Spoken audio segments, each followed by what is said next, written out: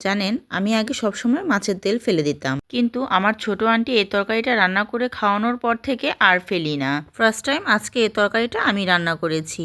মনে একটু ভয় নিয়ে রান্না করেছিলাম, প্রথমবার কেমন যেন হবে, কিন্তু এত টেস্টি হবে আমি বুঝতে পারিনি। প্রথমে রুই মাছের তেলটাকে একদম ভালো করে পরিষ্কার করে নিয়েছি। তেলের সাথে অনেক ভেন টাইপের কিছু ময়লা থাকে, সেগুলো ভালো করে পরিষ্কার করে একটু লেবু দিয়ে ধুয়ে নিয়েছিলাম। তারপর কড়াইয়ে তেল দিয়ে 2টা পেঁয়াজকে কুচি করে নিয়ে গোল্ডেন করে ব্রাউন করে ভেজে পেঁয়াজ বাটা, রসুন বাটা, হলুদ গুঁড়া, মরিচ গুঁড়া, ধনিয়া ও জিরা গুঁড়া ও পরিমাণ মতো লবণ দিয়ে মশলাটা ভালো করে কষিয়ে ধুয়ে রাখা মাছের তেলটা দিয়ে কিছুক্ষণ রেখে দেব। তারপর তেলটা ছেড়ে আসলে ভালো করে নাড়াচাড়া করে মশলার সাথে কিছুক্ষণ কষিয়ে নেব। কেটে রাখা বেগুন, আলু ও মিষ্টি কুমড় দিয়ে আরও কিছুক্ষণ মশলাটা কষিয়ে 2টা কাঁচামরিচ দিয়ে মতো পানি অ্যাড করে ঢেকে কিছুক্ষণ রান্না করলে আমাদের মাছের তেলের তরকারি একদম রেডি। গরম ভাতের সাথে খেতে কিন্তু খুব দুর্দান্ত হয়।